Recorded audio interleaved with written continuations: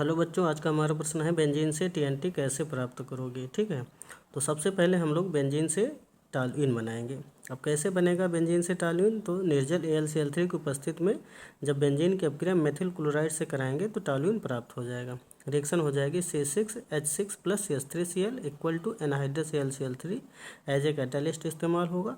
तो यहाँ पर आपका मिल जाएगा C6H5CH3 यानी टॉल्यूइन, जिसे हम लोग मेथिल बेंजीन भी बोल सकते हैं। तो बच्चों इतनी रिएक्शन आपकी हो जाएगी फ्रीडल क्राफ्ट रिएक्शन। ठीक है, अब ये जो आपका टॉल्यूइन बना है इसका कराएंगे नाइट्रेशन। तो नाइट्रेशन जब इसका कराएंगे तो यहाँ पर 3 मोल ले लेंगे कंसनट्रेट नाइट्रिक अम्ल के, जिसे हम लोग सोरेक अम्ल भी बोलते हैं। तो 3 NO2 ग्रुप इससे आपको मिल जाएंगे। कंसनट्रेट H2SO4 की उपस्थित में रिएक्शन होगी तो यहाँ पर आपका डायरेक्टली बन जाएगा TNT। ठीक है, अब इसे हम लोग 2,4,6 ट्राई नाइट्रो टॉल्यूइन के नाम से भी जानते हैं।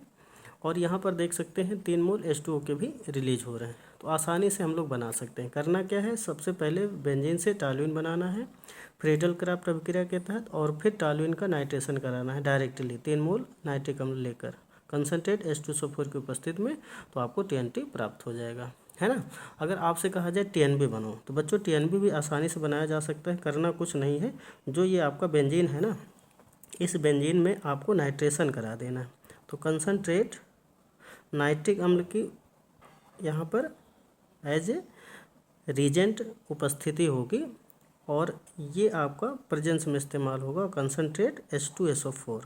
ठीक है, तो कितने मोल ले लेने हैं, 3 मोल ले लेने हैं, किसके, नाइट्रिक अम्ल के।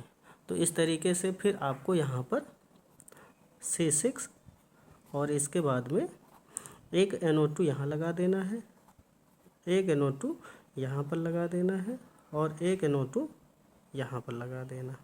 तो इस तरीके से ये आपका मेन कंपाउंड बन जाएगा, जिसे हम लोग TNB के नाम से जानेंगे। ठीक है, ये आपका हो गया ट्राई नाइट्रो बेंजीन।